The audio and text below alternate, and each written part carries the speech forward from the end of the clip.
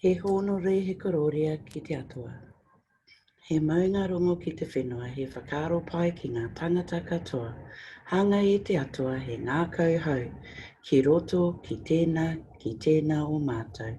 Whakatongia to wairua tapu hei awhina, hei tohu i a mātou, hei ako hoki i ngā mahi mō tēnei rā. Āmeni. So, as I said, kia ora, welcome everybody.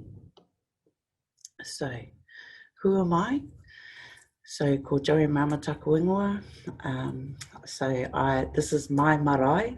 So, in Aotearoa, we have what we call a tupuna whare, so a house built to honour our ancestor, and this is my cute little whare nui down in Aotearoa, and the name of my whare nui is Whatihua. And this is me on my awa, on my river, and so my river is the Waikato River. Couldn't find a photo of my maunga, but my mountains are Taupiri and Pirongia. So, actually, I'm going to just stop the share for a minute and just talk to you. So yeah, as I said, my mountain is Pirongia and Taupiri, my river is Waikato, my marae is Kahotea, and my tribe is Ngāti Apakura, and my hapu is Ngāti Hine too. So, who am I? I'm a grandmother of 13 mokopuna. I'm a mother to 7 babies that I've given birth to, and 4 babies that I stole. 2 stepsons, 2 whāngai. They've all grown up now, and so we have a childless house, which is a bit sad after many, many years of lots of little people around my feet. I've been a midwife for 27 years, but I call myself a recovering midwife. I don't practice midwifery in a legal sense anymore. I just look after whānau that may not be able to find a midwife, or, you know, they're asserting their, what we call Tino Rangatiratanga, so self-determining. So today I'm just going to share with you my journey of becoming a midwife and how I got to where I am today. So I trained in the early 90s. I was happy with my second baby at that time, and at the end of my training gave birth to her, my first home birth. That transformed me beyond anything that I could have comprehended, actually. And I suppose I woke up at that time to the power of birthing, and I had definitely not experienced that in my first birth, which was pretty traumatical. Anyway, I was all ready and keen to go and work at the local hospital, but they wouldn't give me a job. You know, we now have words for that. It's called structural racism. In fact, no, they might give me a job at the moment. You know, things are sort of turning a little bit. But yeah, for you know, a hospital that's critically short of midwives, and yeah, many times I applied for a job there and I never got one. So I managed to get a job as a childbirth educator, working with teen parents in South Auckland, which is, you know, a really high deprivation area. And then next minute, I became a home birth midwife. How did that happen? Well, I had this awesome Canadian midwife that radicalised me, that knew that I was sitting at home doing nothing. Her name was Joan Donnelly. I still give her the greatest accolades, and that I believe that she was, you know, the best midwife in the whole wide world. So right now in Aotearoa, we're celebrating 30 years of autonomous practice for midwifery, where we've been able to work independently. Prior to that, you know, we worked with GPs, and I suppose, you know, putting it in the context, it's only been 160 years. And in saying that, Māori women really didn't sort of shift to the medical model of birthing until the 60s and 70s, with what we called the urban shift, when they moved from their tribal homes into the cities. A lot of whānau were still birthing at home, you know, with their own whānau midwives right up until then. meet Jenny Johnson, and so Jenny's just joining us. She's another awesome non-Indigenous midwife that helped radicalize me and taught me much. So yeah, I got taken under the wing by this beautiful Canadian midwife, and I was the first Maori midwife to provide continuity of care in my community. I just want to put it in context. You know, I grew up in this really quirky little community, and where there weren't many Maori. It was quite an affluent. We were like a social experiment, and so you know, I'm colonized as hell. All right, so I suppose I didn't grow up with my language. The only time I went home to my marae was for tangies. Yeah, so, but, you know, going out there as a Māori midwife and whānau, you know, there's some really staunch whānau out there that had never sort of succeeded their tino Rangatiratanga and were still catching their own babies. So, you know, they had defined what a Māori midwife was, and they wanted me to have my language and know all our traditional birth knowledge, and I didn't, and I felt absolutely inadequate. So that sent me on a journey, both as a mum and as a midwife. And so my children have all been educated in Te Reo Māori, and I've grown 7 fluent speakers. So in that journey, of course, you know, I met many whānau as a midwife as well, and everything I've learned about traditional birthing, I did not learn at midwifery school. I learned from the whānau I was privileged to work and walk alongside. Okay, so I'm just going to go back to the PowerPoint. So today I work for the local tribe, and I facilitate what we call, it's a wānanga. So wānanga is, you know, just a space where you come together and you learn together.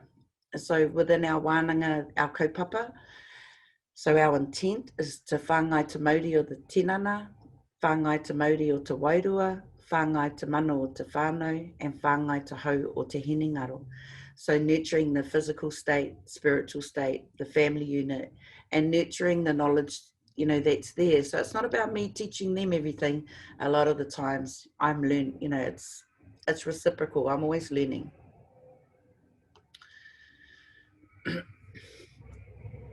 So this is me giving birth to my 4th child, and that's my son at the time was 4 years old. Sadly, he works as an occupational therapist in mental health because he hasn't heard the call of his ancestors. He really should be a midwife. In my tribe, midwifery was a male role. So his grandfather caught his great-grandfather caught his grandmother and her 19 siblings at home.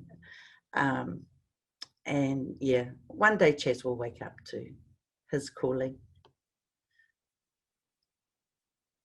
What we do in the wānanga, so up over here, that's Muka. So we extract that from the flax plant, and that's what we use to tie our baby's pito, the cord. Over here we have a porotiti, so that's one of our taonga pūoro, one of our Māori instruments. And we give those to the mums, and that is, you know, it makes a beautiful sound, and I couldn't find mine this morning to demonstrate to you, but it enables mum to de-stress, okay? I actually call it the first cell phone, because when mum's playing the porotiti, baby will always kick and respond.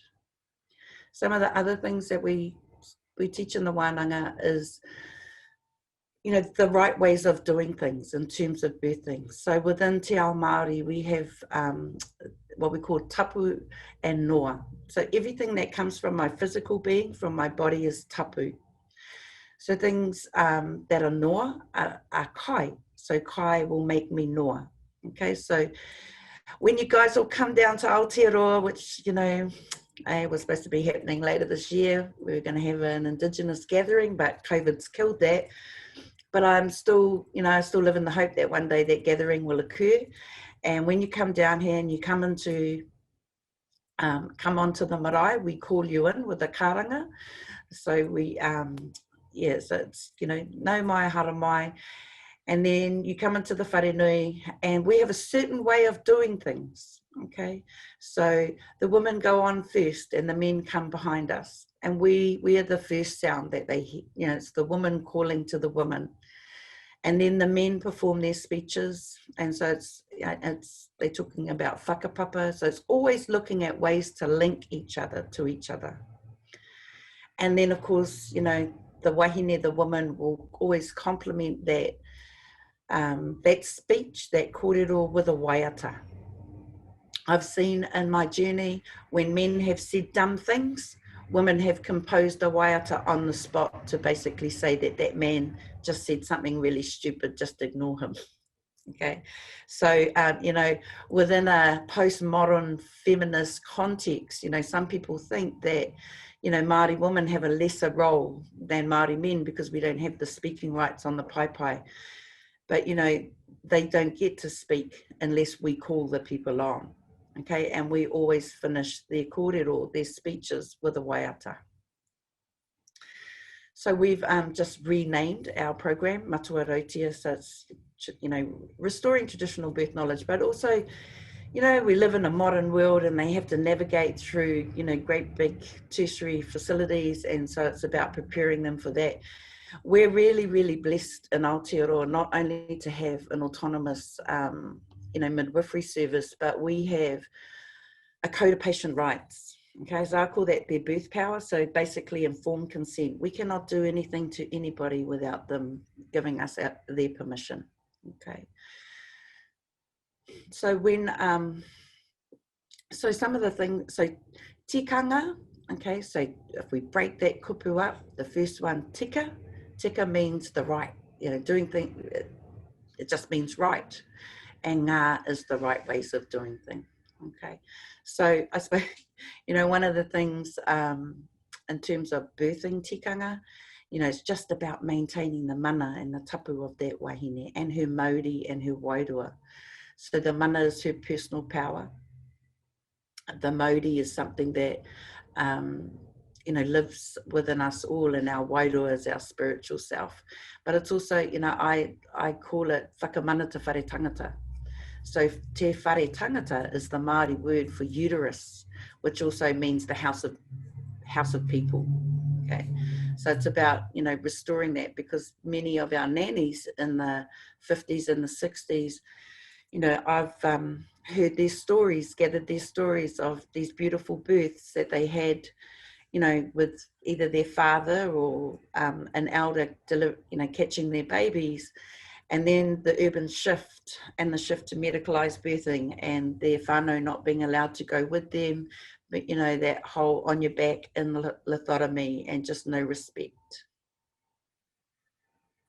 So we have, you know, initially when I started out, I thought it would be a lot of the old people, you know, and that we would wānanga with them. And then, you know, we brought them into wānanga and there was so much pain, there was so much hurt. And, you know, so there was a lot of healing that needed to be done. So our atua for birthing is Hine Te Iwa Iwa. She is also our goddess for weaving as well. It is no coincidence that she is, you know, the goddess of childbirth and also weaving. I believe that, you know, the whole art of weaving was childbirth preparation. You know, the fact that we squatted as we cleared the harakeke, it created a connection between us and Papa Tuanuku. So Papa Tuanuku is Mother Earth. That's what we call our mother. Okay, and so our whakapapa comes from her.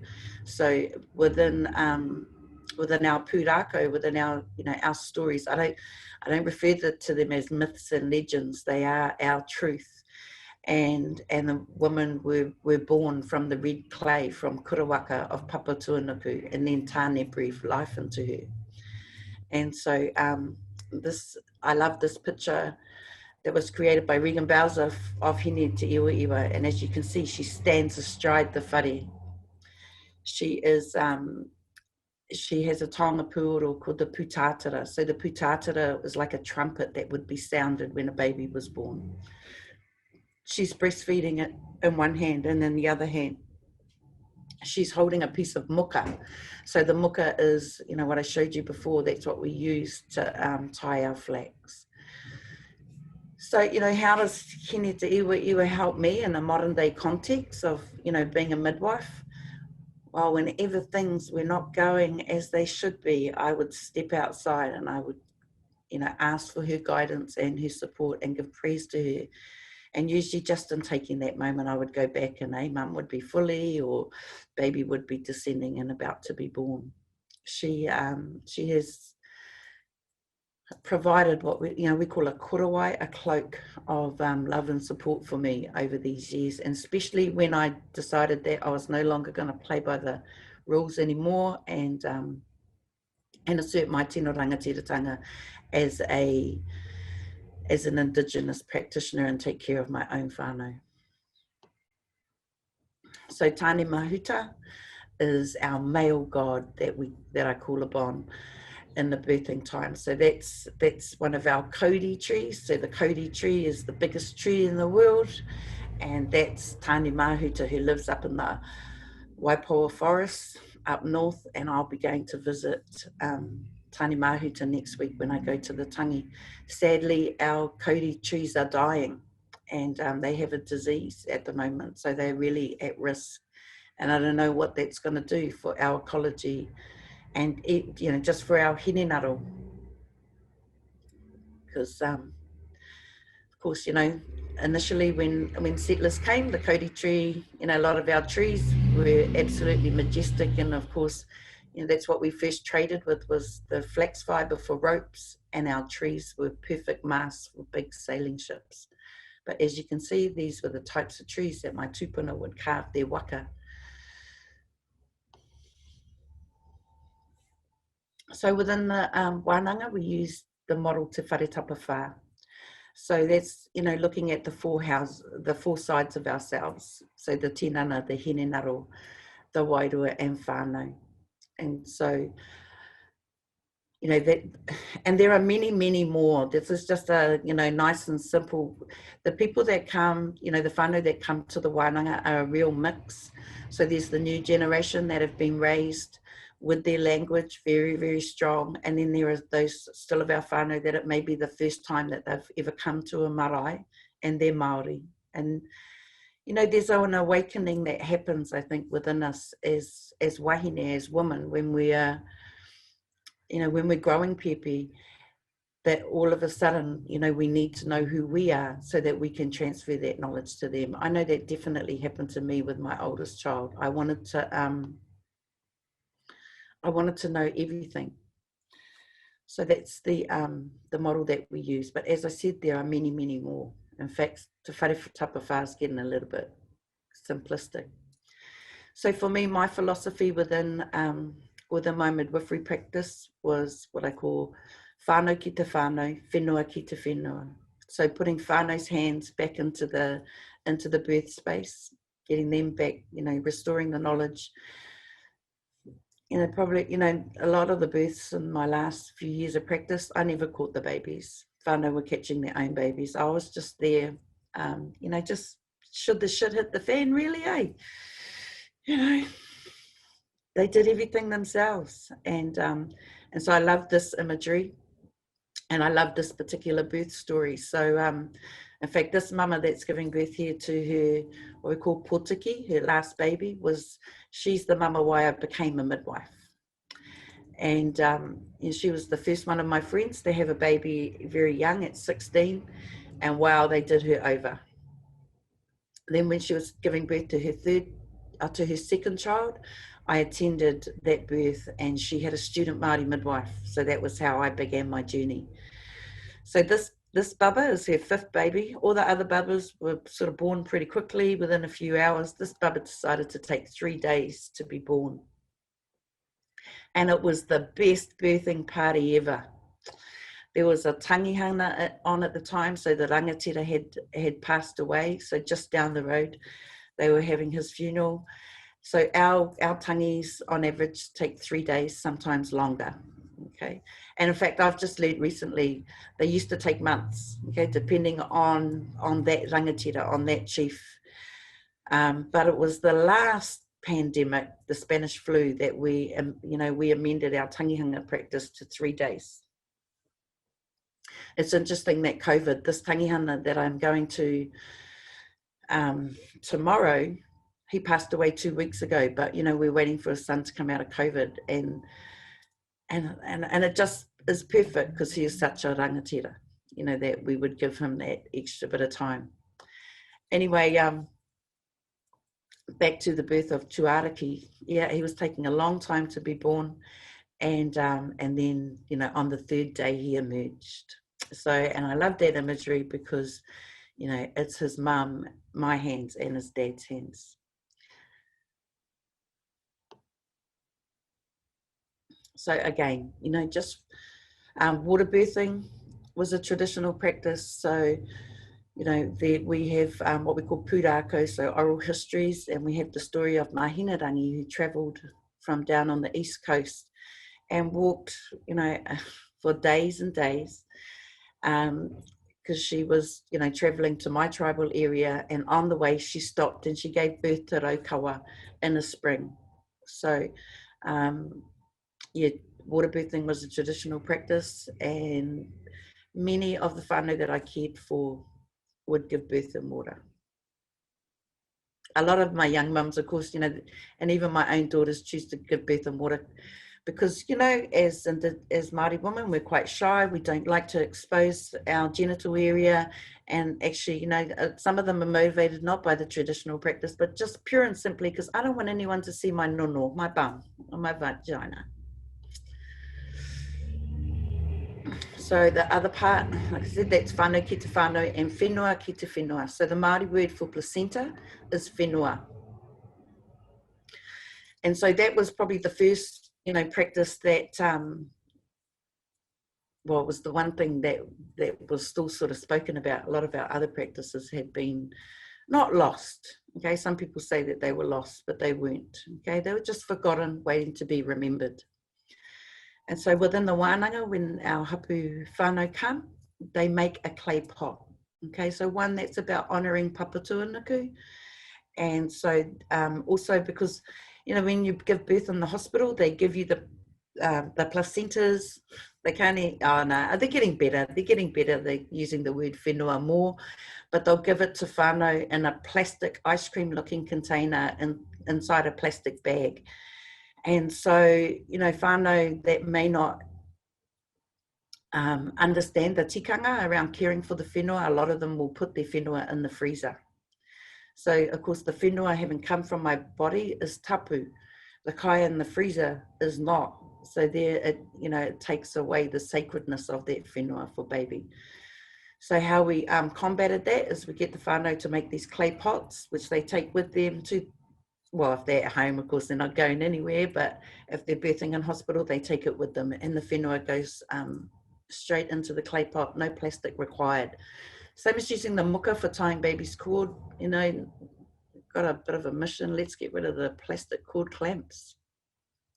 And this beautiful imagery over here was created by a wonderful Māori woman artist by the name of Robin Kahukiwa. And I just love henna, and that sort of depicts for me my journey, always battling for that baba. Hang on, where's my patu? So, you know, the fight is real. I've been fighting in this space for 28 years. And I imagine that there will still, you know, my daughters and my granddaughters will continue this fight way after I've gone. So some of the other traditional practices is Oori. So every baby would be composed their own waiata, whether that be while mum was hapu or at the time of baby's birth. So I've heard stories about the Oori being composed to actually tell the story of what was happening around baby at the time. Okay, so I rao mua way back in the day, at every birth, you know, there were not just midwives, there were astrologers, there were the wise people. A special house was erected for the mum. Okay, it's called a whare kohanga. And because of the sacredness of birthing, after that house was burnt. Okay, one use only.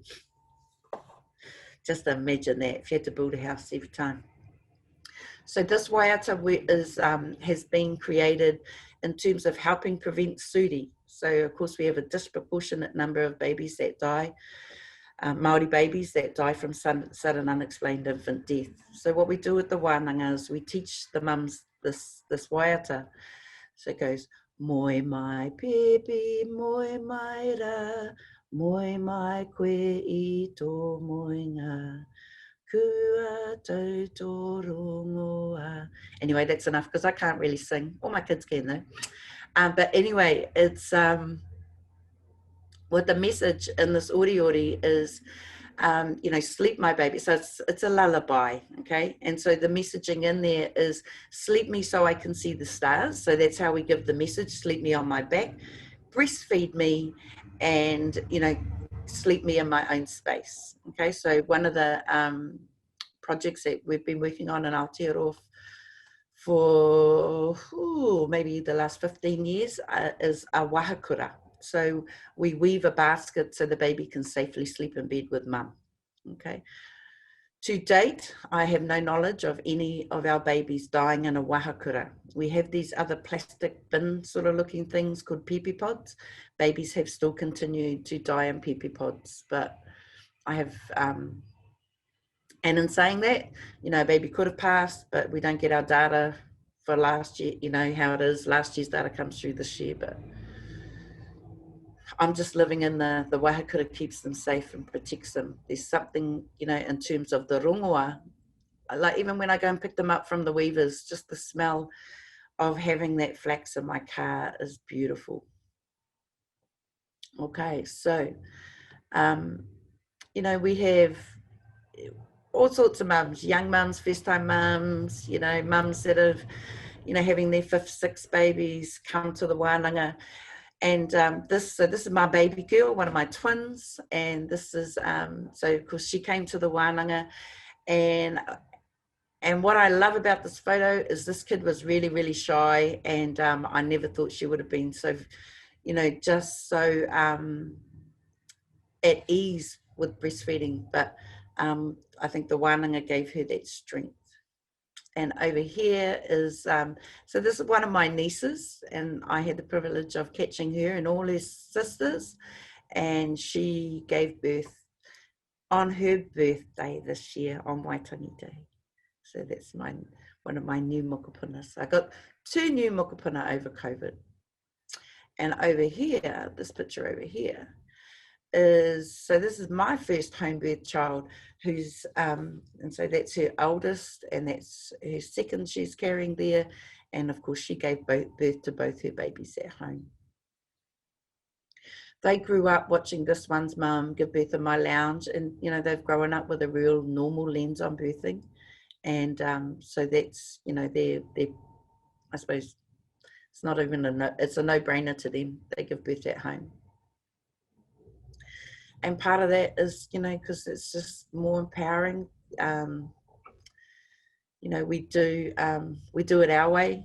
There's no time frames. There's, of course, you know, like we currently have a whānau Māori midwife who we love and adore, but there was a little bit of time there where there wasn't anybody around. So, you know, we were sort of exercising our Tino Rangatiratanga. And this picture over here, I got to go to a Zoom birth during our last lockdown. And so I got to catch that young woman. And yeah, I got to go to that birth on Zoom. So, you know, technology. So during the wānanga, we teach our mama how to harvest the flax plant. But the flax, our harakeke, you know, is I actually think it's a better framework, the pāharakeke, than the wharesapa whā. And so we teach the mums the karakia and how to harvest the flax, okay? And so how the harakeke works is, you know, the outside layers are the grandparents, you know, and then we have the parents next to the new shoot, which is, you know, our baby. So if you take the root, you'll basically kill the plant. Okay, so we always harvest from the outside. And as I said, you know, it's just the best antenatal exercise that you can do in preparing for giving birth to your baby is harvesting harakeke, being, you know, your feet firmly planted in the earth and and harvesting from Mother Earth, from Papatūānuku. So this beautiful young wahine. So, you know, and of course, you know, we've had a real sort of resurgence over the last 40 years of our language. And so now, you know, we have a lot of, you know, like I said, my 7 kids are all fluent in te reo. And in fact, our wānanga will have to evolve within the next 2 years to be delivered within te reo. And I've just found a perfect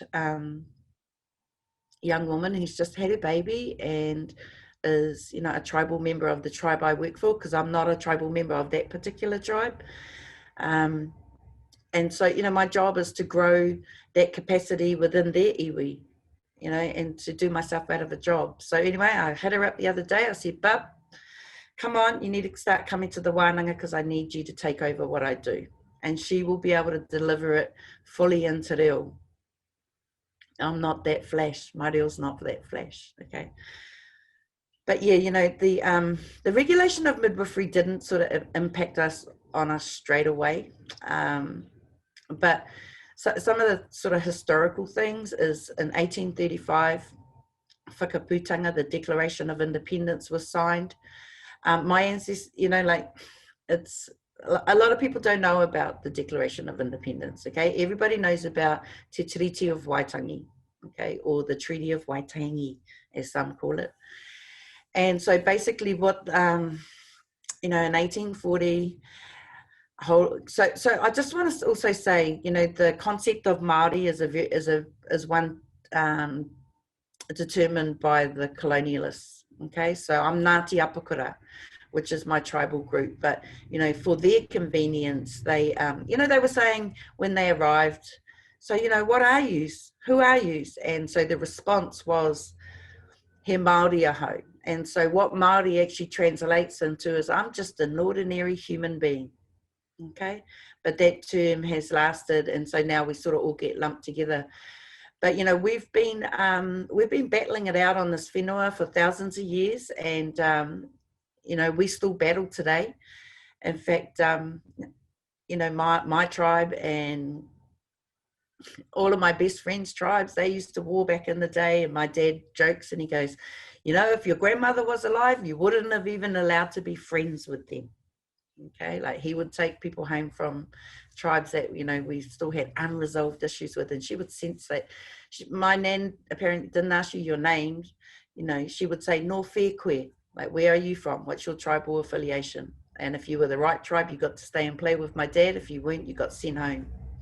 So of course that's one of the blessings of this you know, post-colonial world, is we're just a little bit more loving, but we do have you know, we still have our conflicts, and I would never speak on behalf of Ngāti Whātua, even though I work for them.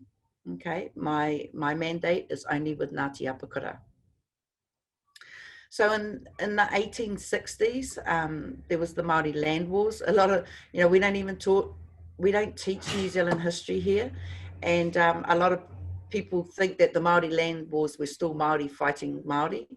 But actually what it was my tribal group in the sort of centre of the North Island, we weren't selling our lands. And the tribe that I'm from, we were gardeners. We grew peach trees, and we had flour mills, and we were trading with New South Wales. You know, we'd bring our stuff up on our wakas to a trading place not far from where I live in Orihunga. And then it would go on the big boats and go over to New South Wales. So because you know, we didn't want to sell our land, the soldiers came. So the first colonial soldiers came, and my particular tribe, Ngāti Apakura, we sought refuge in the church, and the church was set fire to.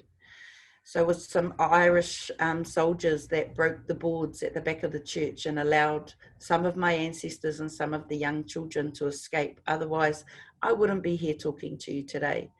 We are one of the tribal groups that are landless. Our claim has still yet to be heard, and we literally have no whenua. Okay, so that little marae that I showed you, because of our Whakapapa lines being those of chiefly ones, other tribes gifted us land. So we're refugees on our own whenua.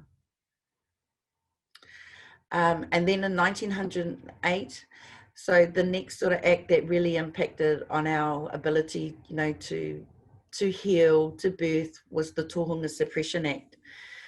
What's really interesting about the Tohunga Suppression Act is that it was put into law by one of our first Maori doctors, okay? And part of that was, you know, that there were, I suppose there was bad practices going on and people were dying. And so, you know, he really believed in the medical model.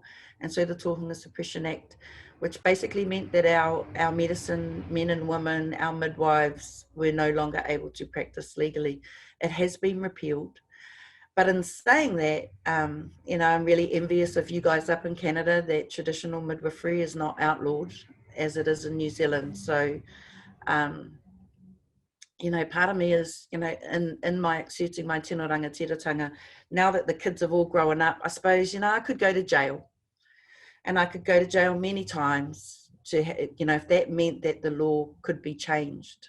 And, you know, recently I heard a story, last year I heard a story about one of your tupuna who continued to fish salmon and went to jail many times. But in, you know, going to jail many times now that you are now able to fish for salmon. So, I don't know.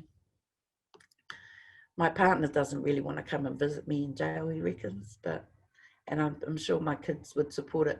I'm not sure if they would put me in jail, but I'm sure they would make a big deal out of it. And I love this whakataki. So this is my 5th daughter with her daughter. And this is the wahakura that I spoke of. So this is the safe sleep device that our weavers make for our babies that are, you know, protecting them against suri. So, and I love this whakataki. Mati i te tamaiti, he auru ko whao. Mati i te wahine, he take re haya. The death of a child may be overcome, but the death of a woman is a calamity. And isn't that true? You know, we fear death so much in the birth space, and that's why, you know, our practice, I suppose, all around the world has become so interventional and so medicalized, is because of that fear of birth. And you know, it's a part of the space. You know, some babies die, and yeah, I get that proverb, and that it's when a mum dies that really, you know, disturbs our communities more than anything. So, you know, during pregnancy, while a wahine's hapu, kumama is craving kai. So in a traditional context, whatever mama craved, it was the honour of her tribal brothers and sisters to gather that kai for her. You know, not today's reality of rolling eyes, but also, you know, today's reality of craving Coca-Cola, KFC, and all those other things. You know, and Aotearoa back in the day, you know, they were craving, you know, we pretty much lived a very, you know, like we lived sustainably with our land, and the sea and the land provided everything for us. We didn't have, you know, big mammals. You know, you guys got your moose, and you got, you know, we didn't really actually have that. So birds and fish were what sustained us, and shellfish. As I said before, you know, wahine didn't give birth in order, you know, special whares were built. The whare kohanga, and mum would squat. You know, we had hand posts, erected frames that mum would hang from. Later on, you know, some of the stories of the nan, you know, some of the nans, yes, we had a birthing box, and and what sort of box was that, nan? Oh, it was a bear crate. You know, but it was something to lean on to, okay?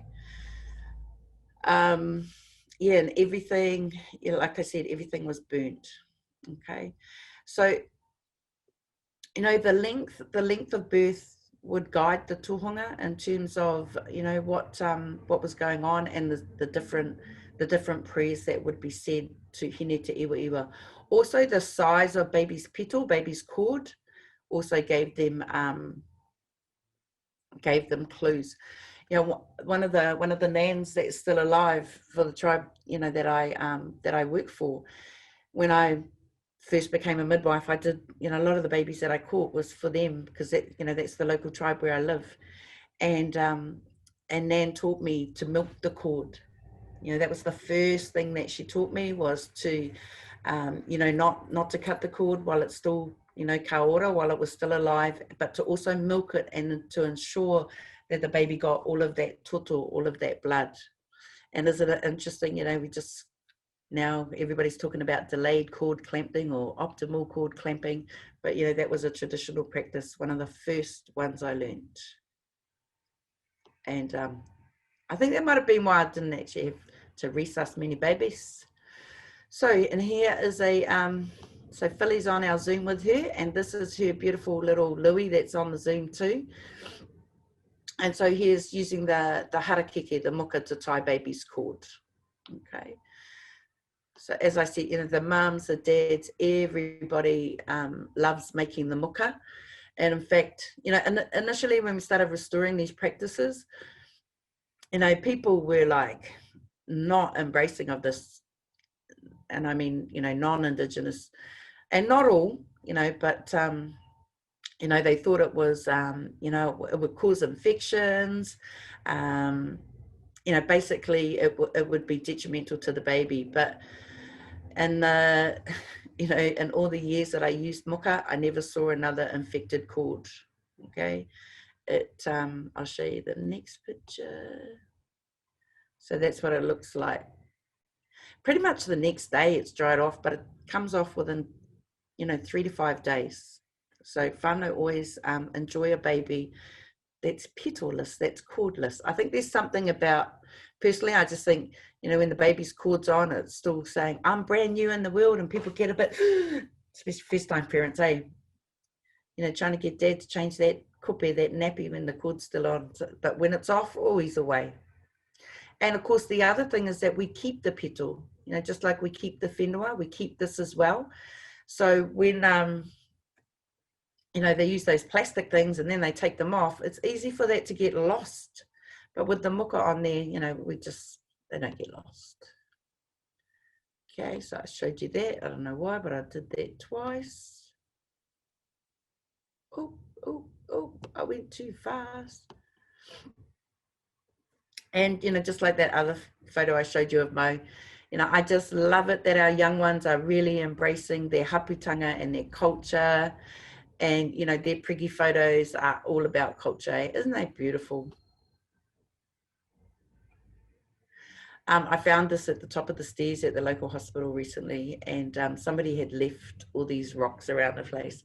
And so I took a photo of it. And I think, today we're all here for a reason. It's about, sharing what we know. And, I'm going to do some training next week, and it's called Homebirthing. And I'm reading through the modules and everything, and it's absolutely cultureless, and which really, really saddens me. But also, they've claimed the intellectual property rights of Dick Reed, Michelle O'Donnell, Sarah, all of these wise people in the birthing space that I've learned much from over my years. And like, there's actually not much. In fact, there's nothing new in there. But I got to sign this thing saying that they own the intellectual property rights of that. So I don't know. I was talking to my Tani last night about, is that what we should be doing with Māori birthing? Because we have around about an 87% normal delivery rate, which is, a lot higher than non-Māori. And it's not because of modern obstetrics or anything. I think part of it is because Māori women, we just know that, birthing is a rite of passage. It's, it hurts. But you also get lots of aroha, you get massaged, rongoa, I suppose in traditional times, they understood the importance of keeping mum well, not just physically, but emotionally and spiritually and psychologically. So this is a karakia that can be recited when Baba is born. So we have karakia, we have prayers, when for pregnancy, for the beginning of labour, for during labour. Then there's a karanga, a call as baby emerges from mum's body. So, you know, that's my job as I'm catching my mokopuna, is, unless my daughter gets in there first, because she's got the most amazing superpowers when it comes to karanga. But yeah, so it's just, no mai hara mai ki taku mokopuna I tēnei au, te ao marama, te ao huri huri, e piki e kake e te tamaiti, ki te o te rangi, ki te toi o ngā rangi e mau tō ringa, ki ngā rākau mātarau, ko te mata atu. Imagine that, eh? Imagine being welcomed into the world to that song. You know, and that becomes part of that child's, their story, you know, their life story. And this is how my journey, you know, began.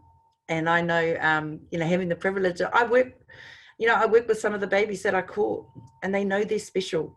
And I think that's one of the things as Indigenous people, that, you know, whatever we can find to restore our mana, and, you know, because most of us carry the baggage of colonialism, of confusion, of maybe mixed ancestry.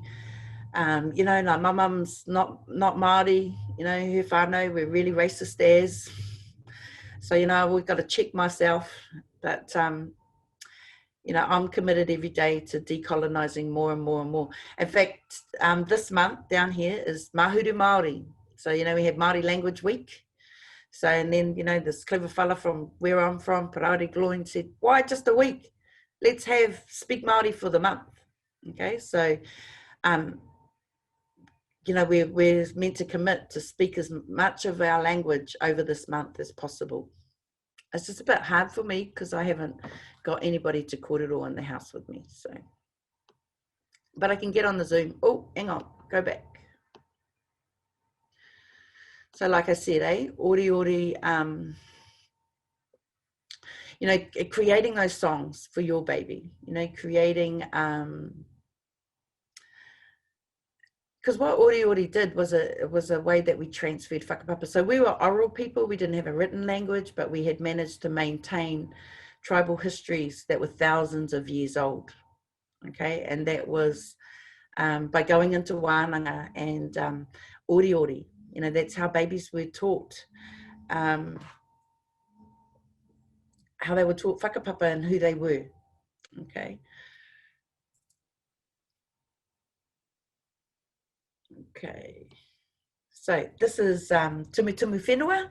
So this is the beautiful tupuna whare that I get to work out of. And so this is my last wānanga, and these are some of the whānau that came. And so we're just sitting out on what we call the maho, the front of the marae. And they're making their muka, and they're making their uku whenua. It is such a privilege to be able to teach, you know, traditional birthing knowledge within the whare nui. There's a, so, you know, when I teach it, like in maybe, you know, community hall or something like that, like it's still fun. But when I teach it inside the whare nui, you know, there are things that come out of my mouth that I didn't know. And I'm totally open to the tupuna using me for getting whatever message across. And so yeah, I'm very, very blessed to work for Ngāti Whātua and to have this beautiful resource. So, so at that particular group of whānau, you know, there was only one Ngāti Whātua Oori, but it's going to grow, you know, it's going to grow. So, and that little plastic tree, we call him Tani Mahuta, and part of it is they put their birth dreams onto the rākau, okay? And so, so, you know, I absolutely believe and know that Tani Mahuta and Hine Ai Te Iwa will hold those birth dreams for them, and they will manifest into reality for them. And so these are just some of our mama and papa that came to our wānanga. And so I don't know if you can see this kid on the side over here, but that's her new business. So she's going to be coming and taking our photos. And here's our mama and papa making their uku whenua for their babies' placentas to go into. Oops. Oh, that's right. I've got a mouse. Ah, go back. So the whare tangata, the house of people, you know, like when, so, you know, things like messages like, you know, don't drink, don't smoke, da, da, da. Nobody wants to hear all the negative stuff. We actually know it. So it's about, you know, reframing it and like talking about the whare tangata, you know, in the context of the whare tupuna. So, you know, what we do in the whare tupuna is what we should do for our tinana, for our body. Yeah, so it's about maintaining tikanga, maintaining our tapu ingoa, reciting karakia, you know, being able to, you know, te karanga to our tupunas for guidance and support, okay? And so, you know, we would never drink alcohol, take drugs, beat each other up in our tupuna whare. So, you know, it's about, and that's why, you know, one of the reasons also why I love using the whare nui, okay, to teach the classes, because it just creates a different, it's a place of peace, you know. So a lot of the, and I remember, you know, teaching classes just down the road at an organization I helped create, and, you know, one couple had a massive domestic in there because family violence, you know, it's the impact of colonization, and a lot of our young men, you know, are angry and displaced, and so, you know, family, they've grown up with family violence and they just repeat those cycles. So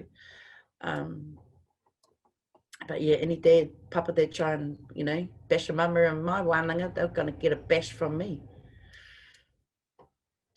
And that's just some of the stuff that we use for making the muka. Ready to meet on muka.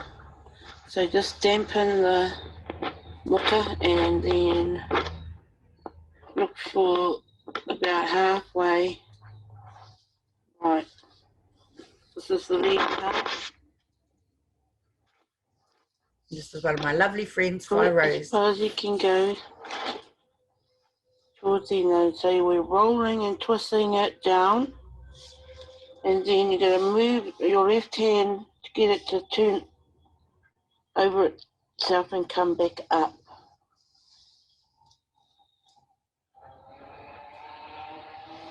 Try it again.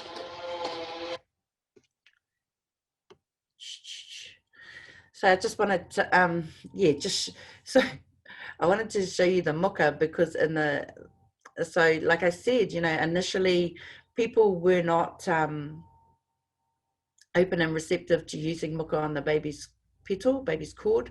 Now I'm getting calls every day. In fact, non-Indigenous people are selling it on the internet, you know, ranges from $15 to $55.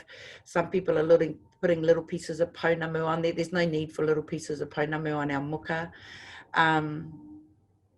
The muka, you know, is a natural astringent, a natural antibiotic. And so, you know, I've just made a whole lot. In fact, I should have had it right here. I've just made a whole lot because this, you know, these people that are selling it up north, I get on their page and I intercept and I send messages to all these people that want the muka, that I'll send it to them. And part of that is, you know, this beautiful tohunga that I had the privilege of following for many years, Papa Joe. He said, you know, whoever gives the muka to the baby, ideally you want the parents making it, because as they roll it, it's their microbes going into that muka. But, you know, sometimes they don't have access to the flax, and so anyway, whoever gives the muka for the baby, you know, receives a blessing, because that is the first thing that will touch the baby. Hey, kia ora, Carol. Oh, I just saw Carol's on here. Mwah, much love. Love you. Yes, you know, I steal their business, yeah, and I don't care. And in fact, I'm just about to create a page, you know, free muka, you know, because it's something that that every baby should have, and I mean that even, you know, non-Indigenous babies, because it's just superior. And I think, you know, one of the things I've learned on my journey is that Indigenous knowledge in the birthing space is definitely superior to you know, the mainstream, how they roll today. And yeah, Muka Rebellion, that's me. But I just want to go, I don't know, I've lost some of my, I don't know what I've done, but I'm just sharing again. I just want to show you some of the people that have really impacted and influenced me on my journey. And this is the wrong PowerPoint, Joe. Okay. It must be this one. Yes, it is. Okay. Sorry about that. I wonder what happened. No, that's not it either. Ah, here we go. It was already up there. So this is my beautiful Joan Donnelly. So Joan, amazing Canadian woman that migrated to New Zealand, trained as a midwife at 60 and practiced as a home birth midwife for 20 years. So she was the midwife that took me under her wing. Also, there's another amazing midwife on the Zoom, Jenny Johnson, shout out to you. Another amazing non-Indigenous midwife that, you know, supported me and taught me much. So you can't really see the blurry one in the middle, but Joan, that is Joan being a medic at the at a protest. And so it was so the Springboks tour, there were massive protests because you know, this against apartheid. And so that's Joan being a medic on the front line because, you know, there were a lot of people assaulted in that. Because here she is with one of her bubbas, and she was given an honorary doctorate. So it's interesting, you know, within the Indigenous context, we always remember those that have given to us in our tupuna and the legacies they have left. So we're celebrating 30 years of autonomous practice. So 1990, the law was changed so that midwives could practice independently. And you know, just recently our CEO, you know, acknowledged all of those that had made this happen. Well, Joan was instrumental, as were you, Jenny Johnson, and all of the home birth mamas. And I, you know, it just astounded me that, you know, in her kōrero, in her speech, she said, oh, there are too many. Well, there weren't that many. There were a very small, very focused group of home birth midwives and home birth mama that fought for the change in legislation. Sadly, what happened though, you know, in 2003, we got our own midwifery council, and now 17 years later, they're just at the moment working on what they call Aotearoa midwifery project. So looking at how Indigenous midwives can actually be recognised. There is, yeah, in the time that they've been around, they've had, you know, they have annual forums, but they've never had a hui. It's like we didn't exist. So that's my Nanny Mangu, who, you know, when I went to her and I started asking her about traditional birthing practices, she goes, oh, bub, don't you worry about that stuff. You just do everything the Pākehā way, otherwise you're going to get in trouble. Okay, because that was her reality. You know, she had her reo beaten out of her, but she maintained the tikanga at our marae, and she was incredible. And it was actually only when I took this mukapuna's whenua home that she started sharing with me about how tapu birth was, to the point that you the teacup that you gave the mum, you know, after she gave birth, that was thrown away. Everything around the birth was considered very tapu, so it was disposed of. And this gorgeous funky fella over here, his name is Papa Joe. Ko he Petalless, world famous Maori healer. So Papa Joe grew up, so he's a tūturu Maori midwife, okay? And he was raised and learning about the traditional methods of massage, okay, to ensure that the baby was sitting, one for conception. So that was, you know, he traveled all around the world, and yeah, so that was, you know, he did a lot of healing, and a lot of people that couldn't have babies either went on to have babies, or they got given babies. So I have a beautiful pounamu that he infused with his love that has helped, you know, 7 babies be conceived. So he left a little bit of his magic power behind. So they are now tupuna, and but I feel their presence with me all the time, especially this fella, like that last wānanga before we went into the last lockdown. I could just feel him laughing his head off. And part of it is some of the healers that he trained were part of the wānanga. So they were giving both mums and dads healing. So it's around structural realignment. So romi romi is a very deep, painful massage that releases trauma. Okay, so it's always good to, you know, let go of that trauma, and then our bubbas aren't going to inherit that trauma. But of course, we don't do the romi romi on mums. We do ko miri miri, which is a more gentle type of massage, and it's about positioning, getting babies in good positions. But yeah, when he worked on me the first time, oh, you know, I grew up in an alcoholic household, just, you know, trauma.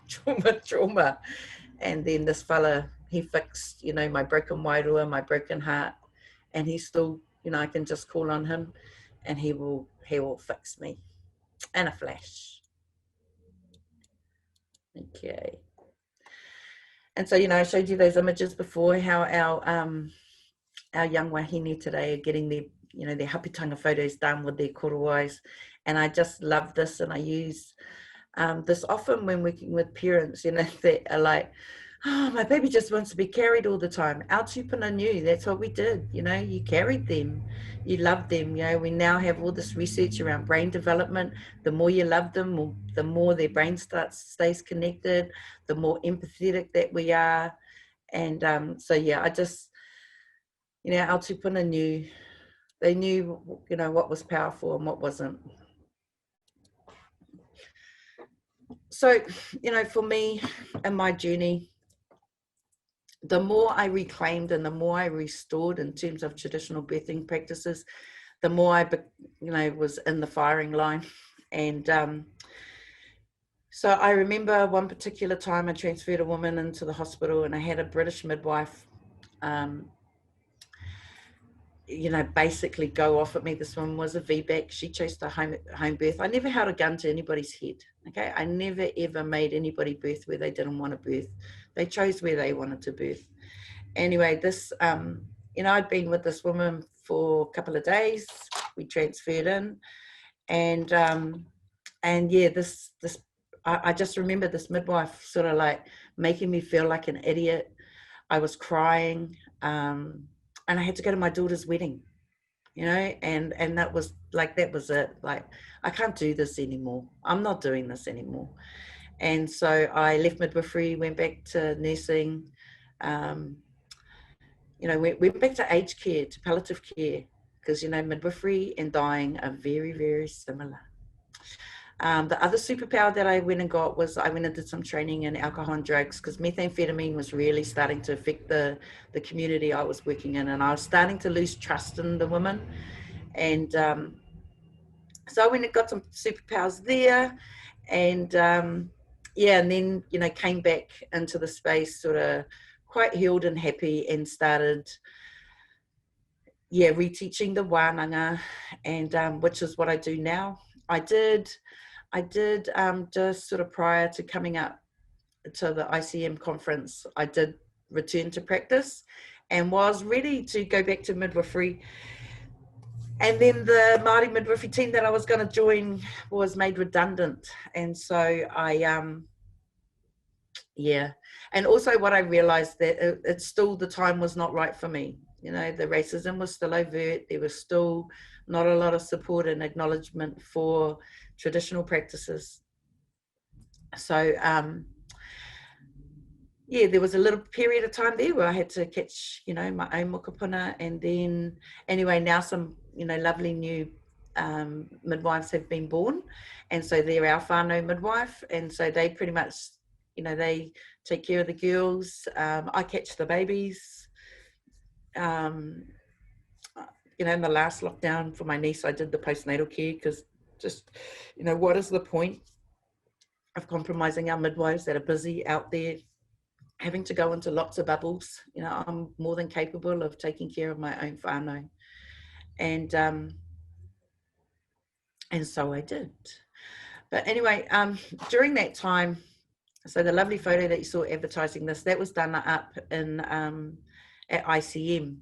And Dave Bonnell, the photographer that took that photo, asked if he could use it for a collage, you know, just a collage of all the midwives he'd taken photos of when we were up in Toronto. And I said, yeah, of course. Anyway, then I got a message from ICM asking if they could use it as part of, you know, 2020, celebrating Midwives, International Year of Midwives and Nurses. And I agreed to it, but I also said that they needed to tell my story that I gave them, that I left midwifery because of racism. They changed my narrative and they did not include that. And I was really hurt and I was really angry. And I was like, you know, I don't know if you know what a haka is, but that's our war dance. And I was ready to haka all the way up to Geneva. And anyway, and then my kids said, you know, Mum, it doesn't matter, you know, because people know. And, you know, so actually what they did by doing that was they actually showed their lack of cultural sensitivity and competency. But what was interesting was just after that, they ICM have now got an anti-racism statement. So maybe it was, you know, the email that I sent back, I don't know. But here in Aotearoa, still, you know, working hard to get the New Zealand College of Midwives to develop an anti-racism statement, as well as Midwifery Council. So, you know, we've still got a long way to go. But in saying that, you know, work is underway down here for the establishment of an Indigenous midwifery school, a Maori midwifery school. So, yeah, I'm not quite sure where that's at the moment. I've just been busy with other stuff. But, you know, part of me, I always said, oh, well, if we get that school, I'll go back and I'll train all over again. Because I did nursing and then I did midwifery. I didn't do the direct entry midwifery that a lot of you did. But in saying that, you know, I honour my nursing journey as well. And I honour it in that I love working in palliative care. You know, I love sitting with people that are taking their last breath. I love working in addictions. You know, that's like helping people give birth to their soul. So, you know, I think Indigenous midwifery is more than just catching babies. You know, it's about being the healers in our communities. It's, you know, I am, you know, a grandmother, he kuia ho. So it's I suppose the colonial view is the midwife just, you know, looks after the mum and the baby, and with an Indigenous lens on it, it's a whole lot bigger than that. It's carrying those pūrākau, those stories, so that we can, you know, never forget who we are. Okay, so anyway, I think you're supposed to I'm supposed to like have stopped you 10 minutes ago. That's our Zoom tikanga down here, is we stop for a Zoom break, but I don't want to stop. I just want to keep on going and kōrero with you all. One of the things like I didn't do and I should have done, and part of it is because you're all muted. So in a Māori context, how we start is we start, you know, with a karanga, and then we have our mihi, so our speeches and our waiata, and then always, like, so in our wānanga, like when we come onto the marae, then the next step is whakawhanaungatanga, okay? So that's where you introduce yourself. And so, you know, my name doesn't matter, but my mountain does, and my tribe does, and my river does, and my marae does. Because what whakawhanaungatanga is, I'm looking for lost family members, especially with being Ngāti Apakura, you know, that we lost all our, and we're all over the place. So I'm always searching out those tribal members that are lost, so I can, you know, bring them home with me. And yeah, so that's, I know, you know, when I came up and the lovely Carol, you know, took me up to the reservation, and, you know, Carol, many times I draw strength from the time that I was with you, and I draw strength from our retreat that we had. And I don't know if I ever told you, but, you know, we visioned that day and we smoked Gudsy's beautiful birthing pipe, and we visioned for safe spaces for Indigenous women to birth all around the world. So I had been visioning for a birthing, you know, primary birthing unit in Mangere for many years.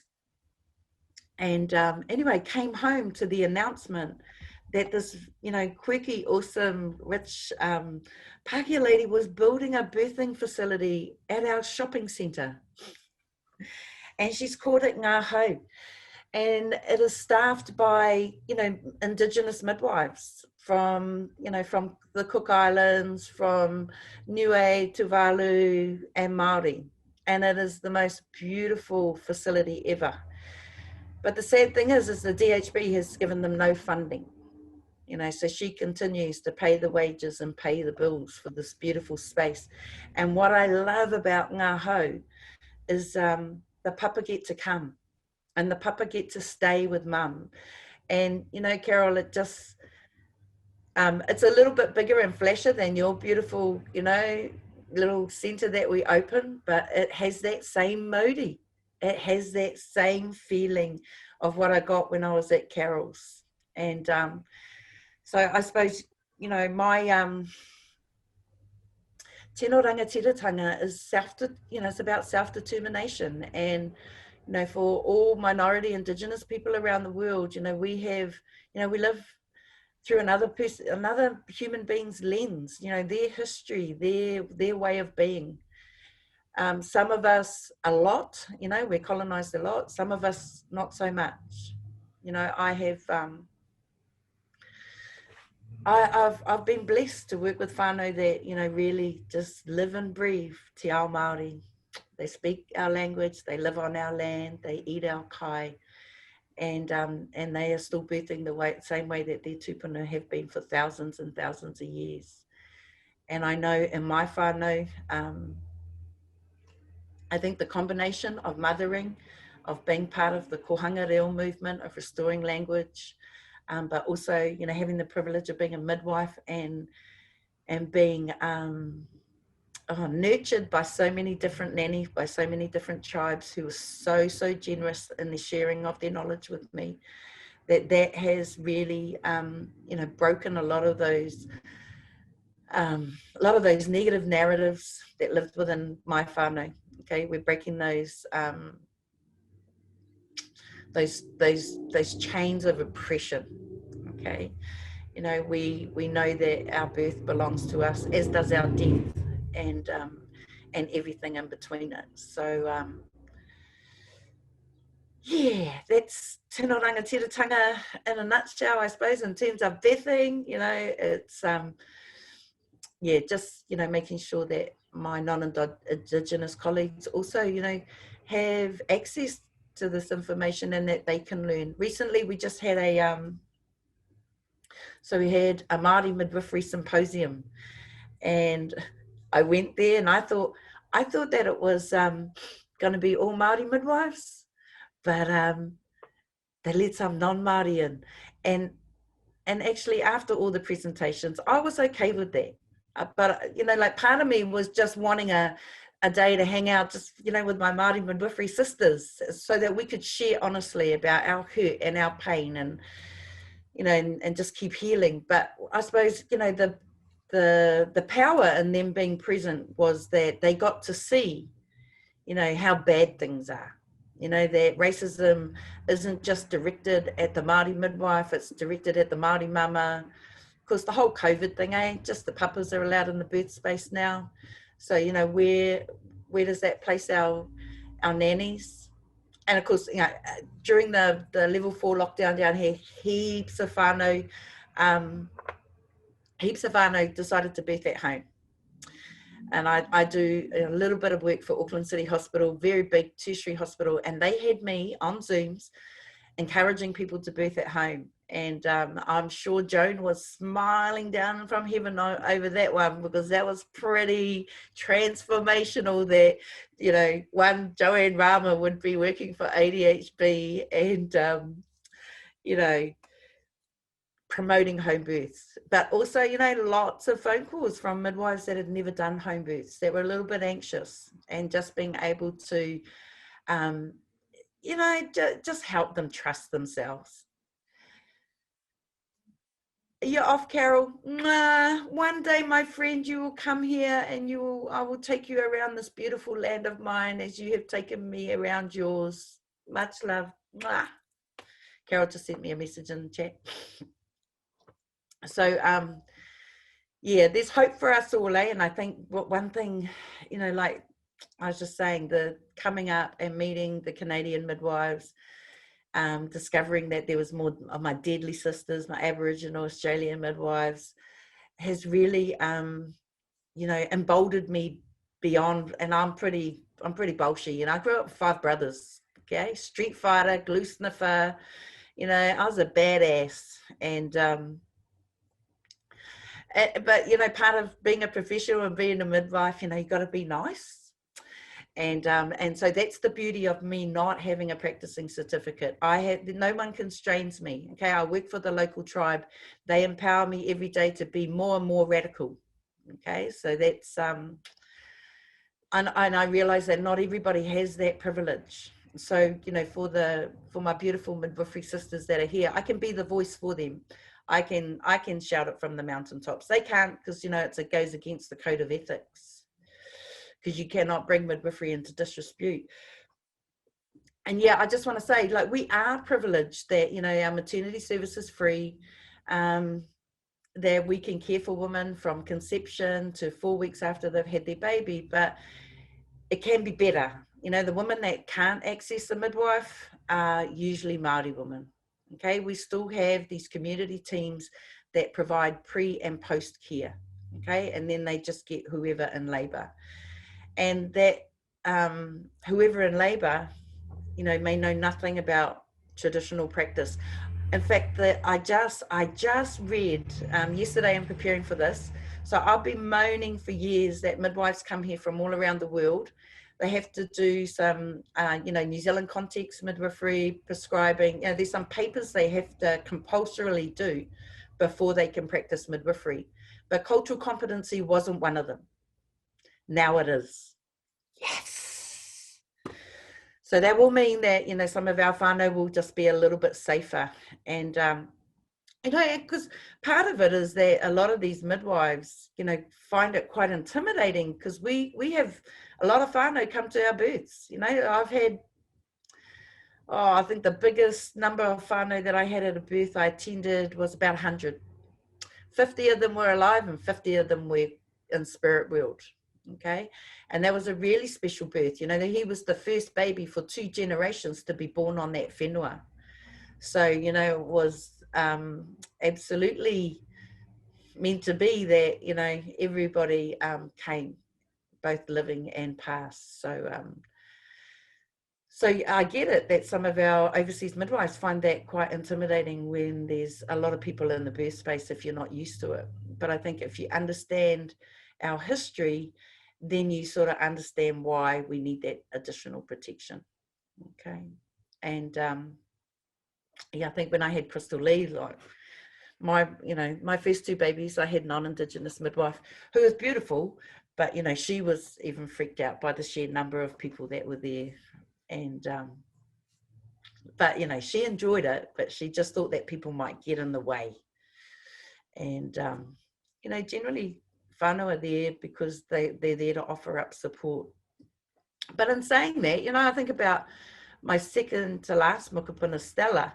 So my daughter's gone to 43 weeks, she's labouring at home, and I don't know what happened to my photo of chairs, but anyway.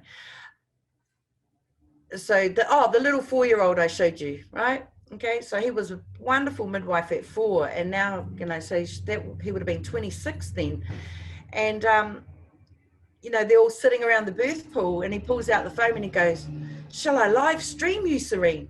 Well, that was it, wasn't it? Cervix stopped. We ended up transferring to hospital and having a papa in there. So, it is about I don't know, having those pre-birthing hui with whānau sometimes, and just saying, if we're about reclaiming traditional practices, then I'm all good with filming stuff, but it's like put the cell phones down. I just changed the settings so that if you feel ready to move into the question and answer portion, that people are able to unmute themselves.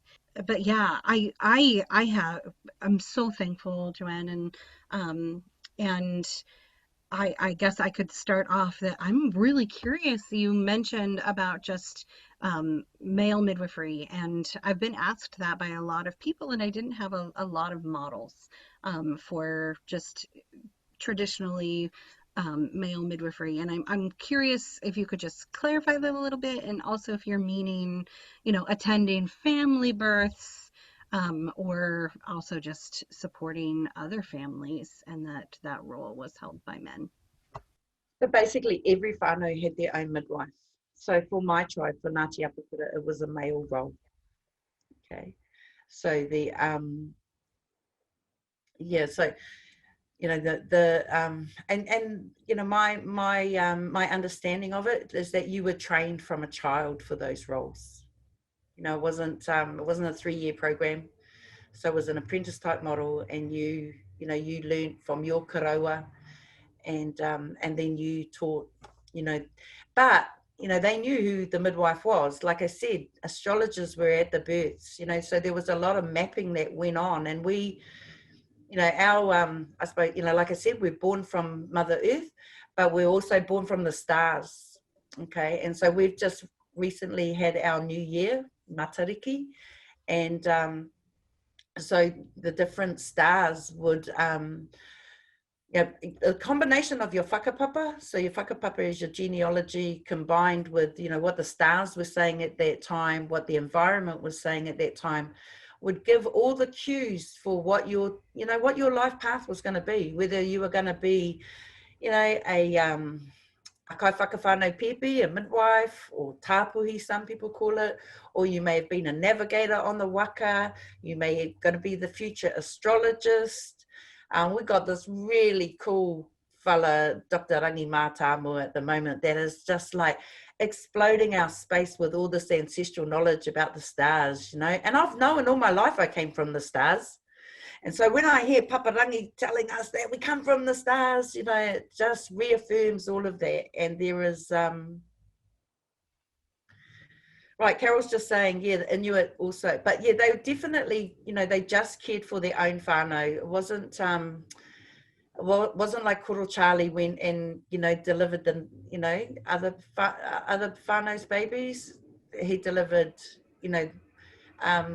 my understanding, he helped his mother give birth, and then he helped his wife give birth, and then he helped his oldest daughter give birth.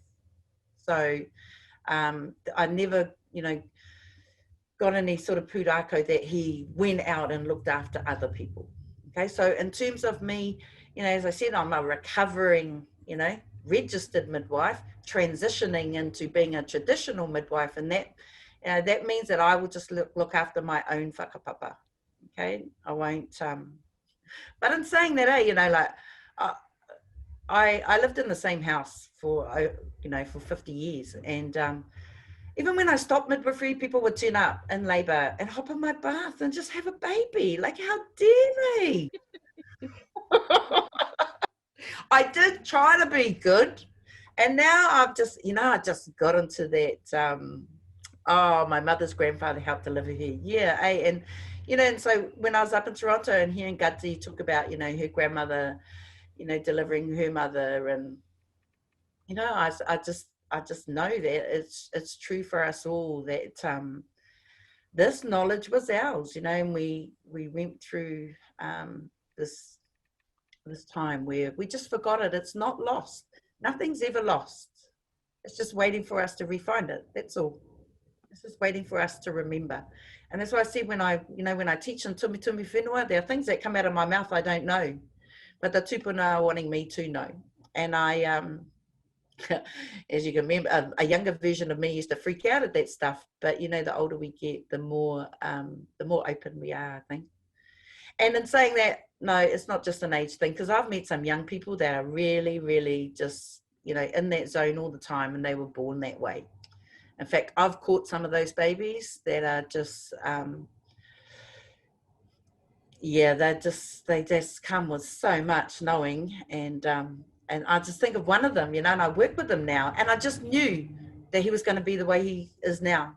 I knew he was going to be, the one doing the wero, doing the pōwhiri for Oprah and Barack Obama. He welcomes the world into when the borders open again. But, I saw that on him when he arrived. I knew he was going to do great things. And see, I shared that with his mum.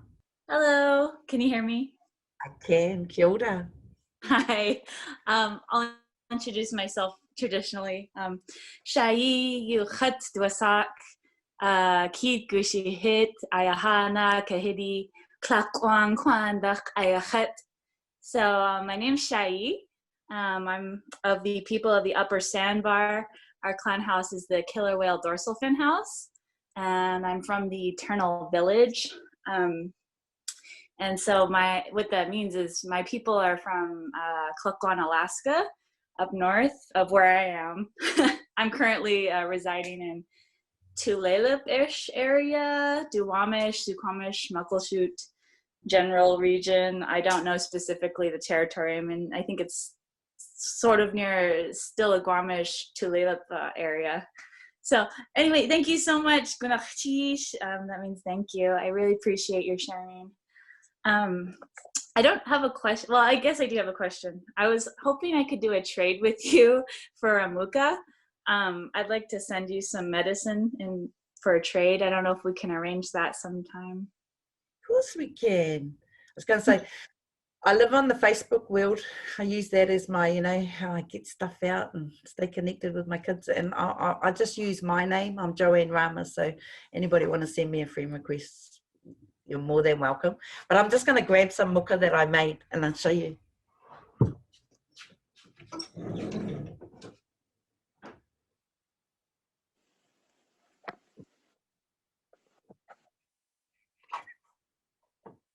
I have Facebook, so if we could connect over email or something, that would be really nice. Rhonda said she could help with that if necessary. Okay, cool. Look, my email is joannrama@gmail.com. Okay, so if anybody wants to get in contact with me, I try and keep life really simple. Don't have any pseudonyms. Just I am who I am. So yeah, no, most definitely, I'd love to send you some muka. Thank you. My baby's due October 2nd. Okay, I will get that. Actually, if you pop it in the chat box now, your address, and I'll get that in the post today for you. Okay. Good nacht, cheese. Ngā mihi. And that also just brought me to another question, I also really, really loved your sharing about, about the goddess of birth also being the goddess of weaving, and that is also something that weaving cedar mats here for our people to birth on it just brought me so much joy to see that connection, because I do absolutely see weaving and birth work as so incredibly intertwined. And so I just wanted to thank you for that also. Ngā mihi. Yeah, look, it's all of those things for us as wahine. And again, men weave as well, but I know,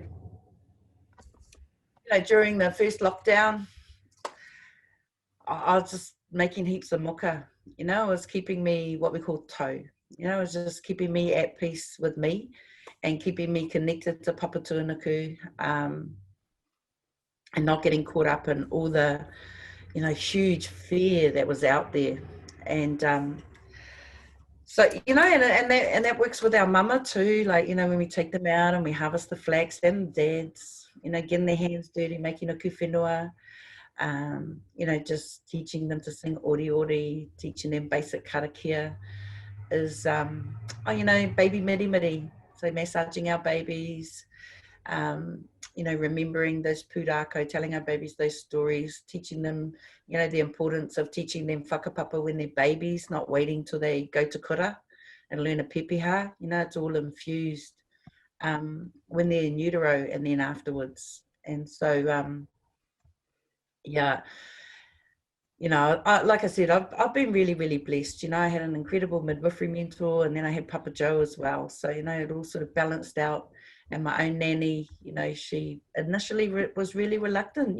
She was like, nah, just stay in the Pākehā man's world. But then when we took that Mukapuna's whenua home, the picture I showed you of, she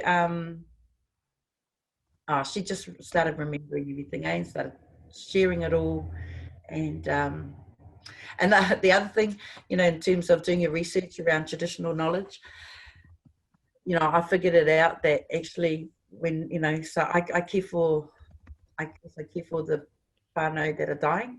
So, you know, miri, so, you know, I do Reiki and I do miri. And so as people are dying, they're going to tell you everything you want to know then, even though they held back, you know, so there's a real gift that comes with life learnings as somebody's about to head on to the other side.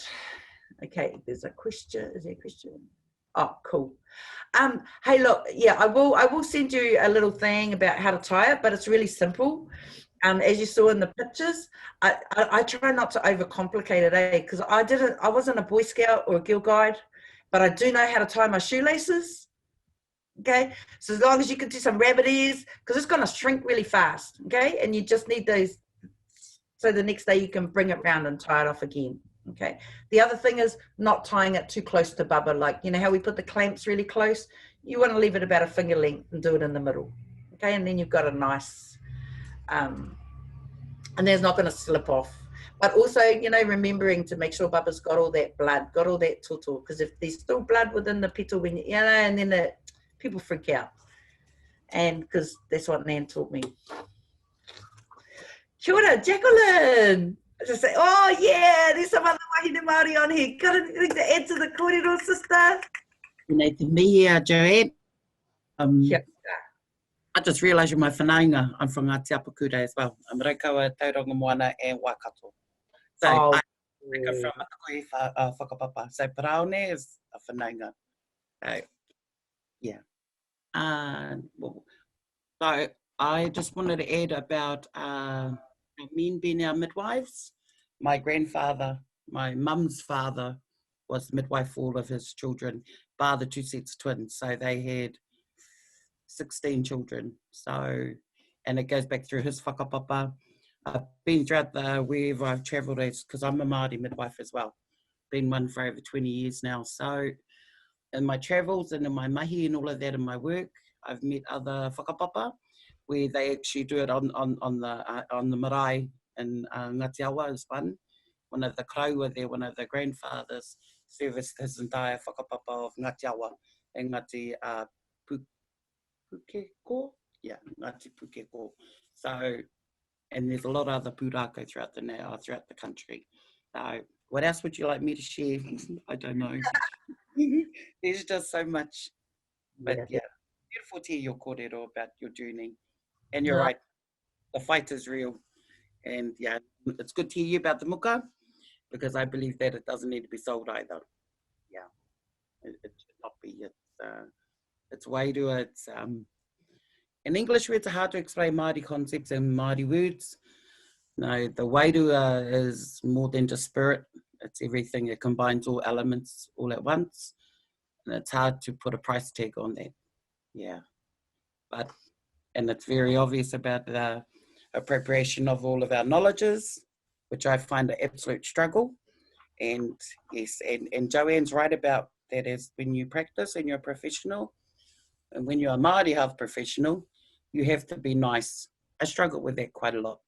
Yeah, especially in those spaces of racism. Yeah, and it's an interesting space. So I hear that there's a lot of other Indigenous midwives here as well, and I'm just grateful to come and listen. I picked up your link yesterday from a couple of people there through my email. So here I am today because it's day off, and back to work 24 hours a day tomorrow. So, so I'm down in the central North Island. I'm in Tamaranui, so I service that entire central area. So yeah, and over COVID we had 16 births on the Cape. So over in the so that was, people were resting. We didn't even see the time of day, let alone time of night. So, but everyone's good. So that's enough of me. Let everyone else speak. But I'll catch up with you because I got your email now. So I have tuhi with you because I'm finishing off my PhD. Okay, and it's all about what you're talking about, because I'm over people telling me whom we are. Yeah, very much so. But yeah, okay, though. Thank you so much. I'm excited to learn it. I you know, with these Zoomcasts and something that I've just really felt in these, I believe we've had 8 different Indigenous birthkeeper gatherings, and all I know is that I receive emails nearly every single day from people who want to serve their communities, from people who are and just want to be able to, who already are in other ways. You know, they were born in this way. There's so many pieces that are, you know, like you spoke to, are so never about school. And people are just really wanting some guidance on how to stand strong in what they know to be true and what they know to be right. And hearing stories of people who have made it to that place of being able to serve their communities in whatever way that looks like for them, is just really important. And so I'm thankful for you for publishing and for being able to you know, work on that PhD. I know it's hard to be in those institutions and, you know, to put words to things that are about so much more, you know, than words we can try and find and put on a piece of paper. But it's important, and there's so many people coming up that are ready to step into their calling and step into this work. So I thank you for taking the time to write that, and for Joanne to be you know, on this, and for it to be able to be shared, you know, whether it's for future birth keepers or, you know, the community members. You know, hearing your words and your story, there were so many things that you shared that I was like, yes, that was me too. Yes, I went through that too. Yes, you know, was, you know, dealt with this persecution here, or had to step back from doing what I knew I wanted to be doing just because you know, I'm from, you spoke about the fish wars. And, you know, I live on Nisqually territory and with Billy Frank Jr., and he was arrested over 50 times to be able, you know, and not just him. And that began as a young teenager. And that was his life and his legacy, and others as well. And is also this part that, you know, being arrestable and being able to step away from my community, my elders, and my family, and that medicine work has to stay in balance. And so it's a constant struggle to know when to fight and when to be quiet and let the drums go quiet for a little while, but they're never gone. And you know, there were so many similarities for so many of us that have been doing this work or are trying to change things in our communities. So I want to thank both of you for just sharing that. Hey, Jackie, so Rhonda, you know, you messaged me and like somebody else had emailed me, and so they were doing a webinar, and so what I didn't realize, there was 2 different lots of people, but Jackie, they want to, what did they say? They want a midwife that's practicing legally. So I'll forward that email to you if you send me an email. I don't know, some other Canadian group. I don't even know who they are, Rhonda, but they sort of teed it up, and then they just came back at me with this email this week about it, and I was like, okay, kapai. And then I got my message about this one, which I thought that one was this one, so it must be for you, Jack. I'll flick it my way. I will email you and you flick it. Yeah, I'll flick it over to you. Going up to my birth then, do I? No, it's Thank God. It's about what you've done in COVID. It's about just what you know, like, yeah, during COVID. That's what it's about. And I know I was going to, you know, Camille, they're redoing the next. So we've got this cool show at the moment. It's called My Maori Midwife. Yeah. And so now they're doing round 2. And look, yeah, it's not perfect, but there's no such thing as a perfect world. But what the My Maori Midwife series has actually given is, it's given a lot of our critics a little bit of insight to our awesomeness. And what I mean, and I'm not talking about the actual birthing practices, because some of them look very yeah, you know, but you know, we're all decolonizing at our own rate, yeah. And so, but what definitely comes through in that first series is the way we manaakitanga, is the way we care about each other, you know. And in saying that, Māori midwives are notorious for scrapping, okay? But part of that is the different tribal differences, okay? Like I said to you, this whole notion of Māori is a post-colonial modern one, okay? I'm Apakura. And so I think if we could, just acknowledge that we do have some conflict within our tribal histories and work through that, we might be able to just, but in saying that, we were all very nice to each other at the Māori Midwifery Symposium. But I did, oh, it's nice to everybody. I was interested. Okay, so part of it is, you know, we've done this literature review, and so the history of Ngā Maia, which is our National Māori Midwives organisation that I was part of creating, had been written incorrectly. And so I got that during the first lockdown. I cried. Like, oh, I don't cry like that unless, you know, somebody I really love dies. But it really, really hurt me. And I figured out what that hurt was about. The hurt was about, you know, those midwives that are no longer here. So Becky and Cookie and Paula Oliver. And so a lot of our midwives, our Indigenous midwives that started this movement, you know, they've passed on and they weren't remembered in that history or in that her story. So anyway, I just spoke to the person that did it, and because she'd actually written it correctly and it was in a College of Midwives journal. So I said, how come you got it right in 2001 and now you get it horribly wrong 19 years later? And she apologized, and she is going to correct it. So, you know, it is about, if I'd gone in there my normal, you know, doing a haka, she might not have heard me. So I'm sort of learning to communicate a little bit nicer. Crying.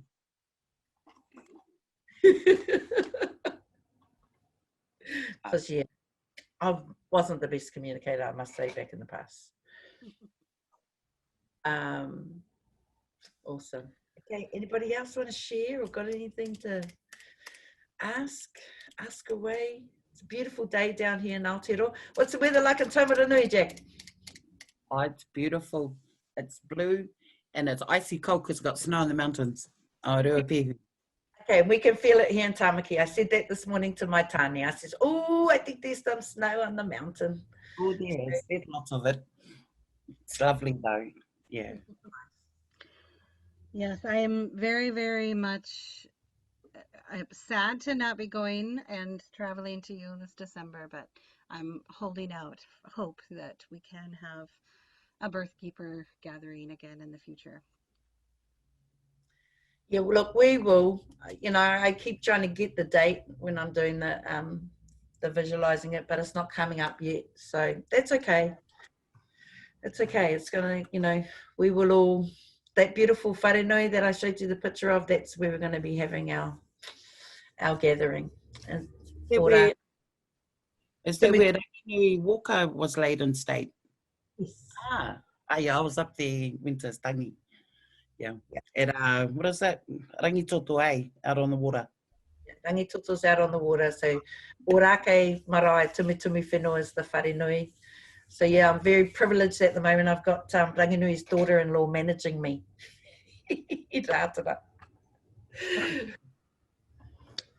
So, you know, it just basically means I got free license to do whatever I want. You know, I love it. I love it. I got their license in my writing. Yeah. Well, hey, that's the beauty of going to the next level. Okay, so I can ask a question if nobody else has one. everyone's like, I don't know if they're there or. Or shy. What is your okay, how do I phrase this? What would you say is one of the most important things that a birthing person should keep in mind when in labor? The birthing mama? Yeah. That you got this. That you will do this. Breath. You Your know? breath. We call it the ha. The ha. Yeah. Hold your sacred breath Use your breath to follow you right throughout, all from the moment you have your first contraction, and then listen to your body. When you feel yourself fighting, use your heart, use your breath to walk you through every single minute of the moment. Keep your breath nice and long, deep, slow, right through into the birth of baby. Continue your breath together. Yeah, that's what I'd say. Yeah. That's the ha. Yeah. We call that. Yeah. Yeah. And we all have that. Yeah. Good night, cheese.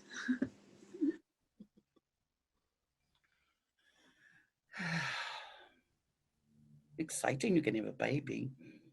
Mm. Yeah. I'm jealous. And you're getting a muka. Yeah. Tēnei te mihi mai o ha. Oh, nā mihi. No. Carol, where are you at today?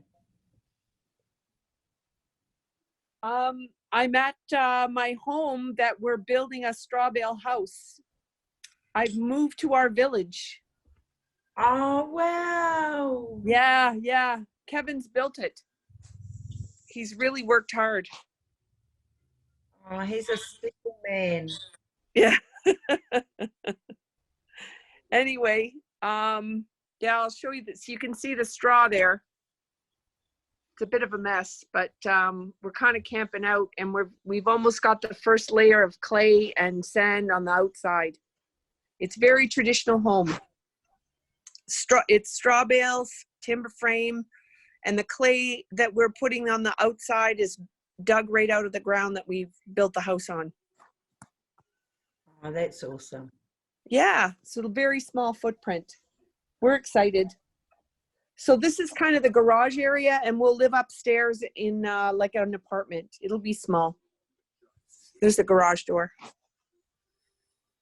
Oh, nice. And how are all your beautiful muka punas? So Carol's mukos are my mukos because I adopted them when I was up there, and they're so gorgeous. They must be getting grown up. Yeah, they are. They ask about you, especially Wasnade. She says, "Where's Grandma? Where's Nana Joe?" You give them my love. Tell them I Yeah. send love from Aotearoa. Yeah. So as I was getting prepared for today, of course, I was looking at all the photos up there, and I was just thinking about the absolutely magical time that we spent, and the magic that's manifested out of that. So I suppose that's the main sort of end on today is the power in our visioning, is the power in, knowing our truth and seeing, I descend from a tupuna, where everybody saw just wastelands. She saw a beautiful marae and a place for her people to come. And she created that at a time where there was no work, there was no money, but she rallied and there was lots, like at that time, my dad lost both his mums, his whāngai mum, his birth mum, his twin brother, so we lost a lot of tupuna to tuberculosis. And his auntie, she came and she took all those orphans, and she raised them as her own. And then they helped her build Tūranga Waiwai, which is a very special place for us in Tainui. And so I always, whenever I'm feeling a little bit hopeless or a little bit lost, I think about my tupuna Tupuia and how she never gave up hope for us as people, and she visioned everything into being. And so like when I was in Canada, the head of our midwifery school said to the head of the midwifery council when we were at a morning tea, said, "Oh yes, I've managed to get that silly idea out of Joanne's head for a Maori midwifery school." And I got quite upset, and I told her, "You can't take my fucking dreams away," because they really hurt. And I live for my dreams. That's just part of, it's part of my DNA. It's part of who I am. And so now for that curriculum is now being developed. I don't know sort of where it's at, but just knowing that that's coming into being, I think that will be a huge a huge roadblock out of the way. You know, part of what I'm sort of doing with, you know, then my intent of going to work for Ngāti Whātua, because I've worked for myself most of my life, but now I'm an employee, is to grow them their own midwives and for them to have their own primary birthing unit. So as my next sort of mission. And that's where we're going here in Canada too, at NACM, is that we're starting to build a virtual midwifery school, community to community, and basing it on community needs and what the community wants and how they want to grow their midwife and the kind of role they want them to play. Oh, So no. yeah, so we're you know, we're working the medicine towards that as well, and I'm hoping that we'll keep midwifery sustainable, especially in the north, because we have many isolated areas here in Canada. So there's a lot of need and a lot of people with nothing. Mm-hmm. And there's also such a huge interest in people that are ready to step into that work. For our Indigenous childbirth educator training program, you know, it was, an application was up for, I believe it was a month, and I received 650 applications. And, Wow. you know, that was, you know, with saying, you know, that was for both virtual and some on-site here in Washington State. And even with, you know, that those a year-long commitment being requested, and the applications again and again and again are people saying that, you know, maybe they were the aunties who just have always been helping the families, and, you know, they want more tools to be able to interact and prepare people for who are going into the hospitals. Or, you know, maybe they work with missing and murdered Indigenous women, or maybe they work at the treatment center or the child care center for the tribe.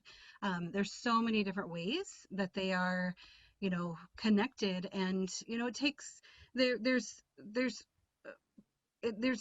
not as many people who can step into supporting birth or, you know, stepping into midwifery, but we need all of these people invested in supporting that birth work. And so that was my thought of putting the time and energy towards that childbirth educator piece, is that then even if they're just, you know, the person on the health board and they never attend a birth, they understand why it's so important, and what colonization has done, and, you know, how we can, you know, restore these and support all the people who are doing this work and what they need to be able to have all of these policies and things like this, systems that aren't serving us, pushed away so that they can just rise and step into this work. So I feel like there's so many exciting things happen, and we need people like you, Joanne, you know, people who are just, you know, remembering, and, you know, who are continuing to serve in whatever way works for life, or whatever way just works for the time or the climate, or getting training however you can, and weaving it all together for our families. Yeah. So yeah, and I suppose that's part of what I've been working on too, is just, you know, creating right at this moment, it's just for Ngāti Whātua. You know, Ngāti Whātua need their own, so that's what I'll be doing, is apprenticing this young woman so she can take over doing what I'm doing, but deliver it totally, you know, i roto te reo Maori. And but there'll be other ones that will train as well, that will go on and complete the conventional midwifery training until a point that we have, you know, our Indigenous training program up and off the ground. And ideally it's going to be satellite. So Aotearoa. So we have universities, parallel universities, and so Aotearoa is one of those universities that's picking it up. So we've already got a Bachelor of Māori Nursing, and those nurses are just, oh wow, they're just next level. So so yeah, that's sort of looking where that will come from. But hey, it's just sort of navigating the cross currents that are currently there, you know, as the river meets the ocean, and as the, you know, so there'll always be overlapping, and there'll be, I suppose, and there'll always be a need for a little bit more. But I just think, yeah, like you said, Rhonda, it's about weaving all that stuff together. You know, so part of it for me is this young lady has to, you know, learn how to weave wahakura, you know, because that's what we do in the wānanga. And so it's about bringing, you know, our weavers and our carriers of traditional knowledge together and providing healing space for our whānau, because, you know, there's a lot of healing that needs to happen. And so the wānanga just creates that space that whānau can come and experience that. Look, you know, I need constant healing, because that's what happens when you go to bed away. And so I receive that healing in that space as well. So, you know, it's all magic. So when I leave yous, I'm going to be jumping on the next Zoom with a whole lot of mama from Glen Innes, hearty little community in Tamaki, and we're going to be talking about breastfeeding, you know, and but we're not just going to be talking about breastfeeding, you know, we're going to be talking about everything, whatever they want to talk about. Last week they wanted to learn how to make chia sundaes, you know, so yeah, it's they you know, it's co-designed with them. Oh, that's what I was going to say. So anyway, you know, like this you know, the head of the school and the midwifery council, you know, and I swore at them, and then I never talked to her for ages. So now, you know, the threat of a Māori midwifery program coming is there are 40 Māori women in the first year at the AUT midwifery school. So maybe we should have, yeah, we've never ever had 40 students in first year before, which is phenomenal. In fact, some years we had no Māori students. There's, and you know, in 20 years of direct entry midwifery in New Zealand, there's only been 300 practicing Māori midwives that have come out of those programs. The systems failed us. Oh, hugely. Yeah. The first midwife to be deregistered by Midwifery Council was my whanaunga, you know, because she cared for a non-Indigenous woman whose baby was stillborn. Oh. No one else has ever been treated the way she was, you know, and it virtually was, you know. She said. Yeah, she said, and anyway, it was sort of, now the upside of it is she looks after our marae and she's looking after all the babies. I know who you're talking about. I've had many talks with her. Yeah. Yeah, you know, but in saying that, she's still hurt, you know, and so our kuia came to that health practitioner competency assurance, what a kangaroo court it was, what it was. There's no right of appeal. It was just absolutely horrendous.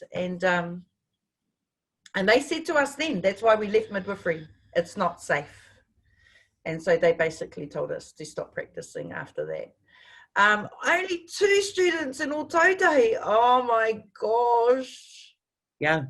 And then if that's midwifery, nursing's got probably about 5. So this is what we have in Aotearoa, New Zealand. Yeah, we are. Yeah. So, and it's something, when you're Māori, we have to do twice as hard the work, or twice as much work as anyone else. Even if you have people who come from overseas, international, who happen to be English and European and South African, who don't leave their old ways behind and their attitudes and all of that, and they think that they can work with our population.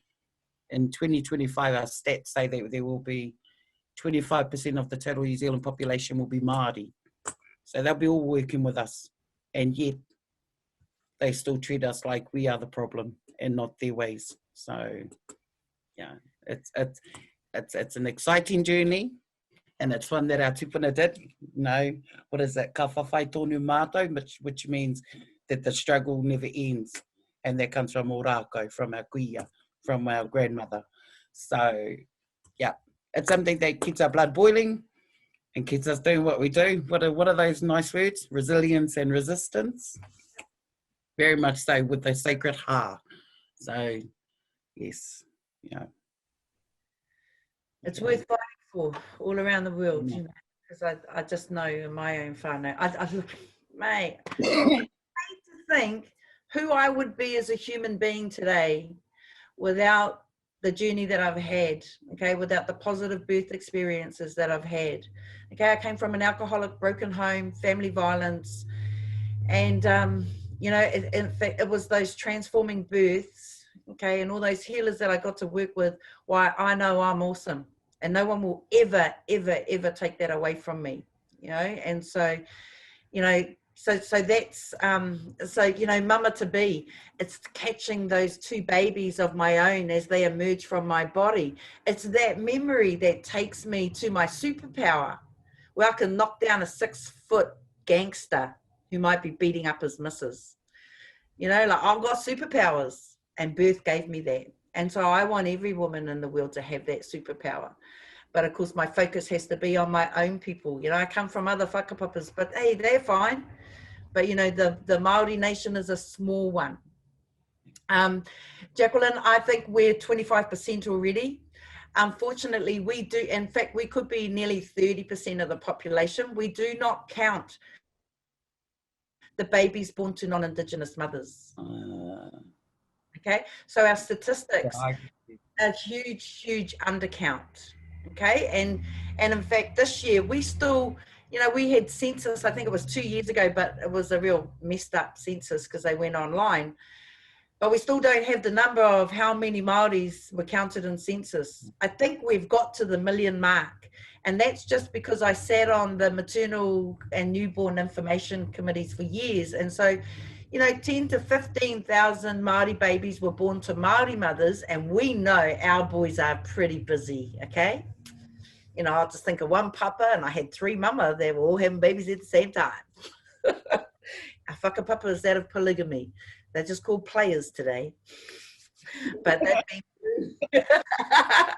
they've been very, very good at propagation and ensuring that, you know, ngā Oori or te iwi Māori continue. And so whilst, you know, the story of colonialism for most of us is them trying to assimilate us into their way of being, I think we're winning the battle in terms of, you know, there are more and more Māori, that non-Māori, that are really open and receptive. But in saying that, right now we've got that whole white backlash going on, eh? So we've got these cool, like, anti-racism ads, and you go on the website and all the comments are racist as hell. Okay, so, but, you know, there's this perception that there's no racism in New Zealand. You know, but we got this really cool director, his name's Taika Waititi. If you haven't seen any of his movies, watch them. But, you know, he was New Zealander of the Year, and he came out and he said, New Zealand's racist as fuck. And so that's, you know, that's sort of what I just keep saying. And, you know, and I recently at that Māori Midwifery Symposium said to our CEO at the New Zealand College of Midwives, New Zealand midwifery is racist as fuck. What are you going to do about it? You know, because the last leader maintained that position that there was no racism. So therefore, there could be no change. Yeah. Okay. And she's gone now, and I got rid of her because I called her for what she was, racist. You know, and anyway, she's gone. Bye-bye. But, you know, sadly, they, you know, her and actually the head of ICM, they're best mates, and they're world famous for being the mothers of New Zealand midwifery. That's where midwifery comes from. Yeah, and they stole, you know, so they're famous because they talked about the partnership between women and midwives. They stole that from the treaty. The treaty was a partnership. So they used that term, became world famous in the midwifery context, on the backs of Indigenous women. And then, so yeah, you know, we've got a lot of work to do, but we can, we'll get there because, you know, united we're strong. And yeah, I just know that the fight is real for all of us, but we must never lose hope. Eh? Our tupuna have, they've left us with what we need, and left us their legacy. They've left us their legacy, their stories that we can follow, and yeah. So nā mihi aroha ki a koutou, kei te haramai ki te kōrero i tēnei wānanga, i tēnei rā a tāhua, he tino harekoa taku ngākau, tino harekoa. So yeah. Ngā mihi aroha ki a koutou. So I'm just saying, you know, just greetings to you all. Thank you for coming, spending this time today. And I always enjoy sharing the story, and it's gory. I don't hold nothing back. But you know, that's what it's about, eh? So yeah, thank you, Rhonda, for hooking me up. And yeah, just we'll be visioning every day from my heart, from my spirit, that I get to host you here on our land, and that we get together, you know, that we get to be together in the physical and spiritual sense again one day. So yeah, thank you, everybody.